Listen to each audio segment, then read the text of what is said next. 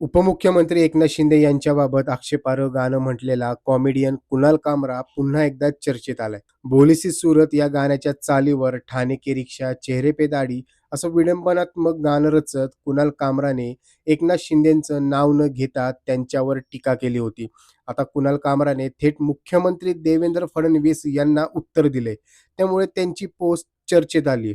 कुणाल कामराने मुख्यमंत्री देवेंद्र फडणवीस यांना टॅग करत म्हटलंय की माझी अवकात नसेल तर एकनाथ शिंदे आणि त्यांच्या कार्यकर्त्यांना माझ्याकडे दुर्लक्ष करायला तुम्ही का नाही सांगत? माझा शो जर 4 लोकही बघत नसतील तर माझ्याकडे दुर्लक्ष का करत नाही?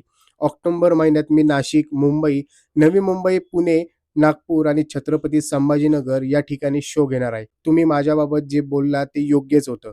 त्यामुळे आता एकनाथ शिंदे आणि त्यांच्या शिवसेनेला माझ्याकडे दुर्लक्ष करायला सांगता आलं तर बघा. इंडियन एक्सप्रेसच्या एक्सप्रेस अड्डाच्या मुलाखतीत मुख्यमंत्री देवेंद्र फडणवीस यांची उपस्थिती होती. या मुलाखतीत त्यांना कुणाल कामरासह कॉमेडियन्सबाबत प्रश्न विचारण्यात आला होता. त्यावर देवेंद्र फडणवीस म्हणाले होते की मला जर विचारलं तर राजकीयदृष्ट्या मी इतकंच सांगेन की अशा लोकांकडे दुर्लक्ष केलेलं चांगलं. या लोकांची अवकात नाही, तुम्ही त्यांची अवकात वाढवता. राजकीयदृष्ट्या अशा लोकांकडे दुर्लक्ष केलेलं चांगलं.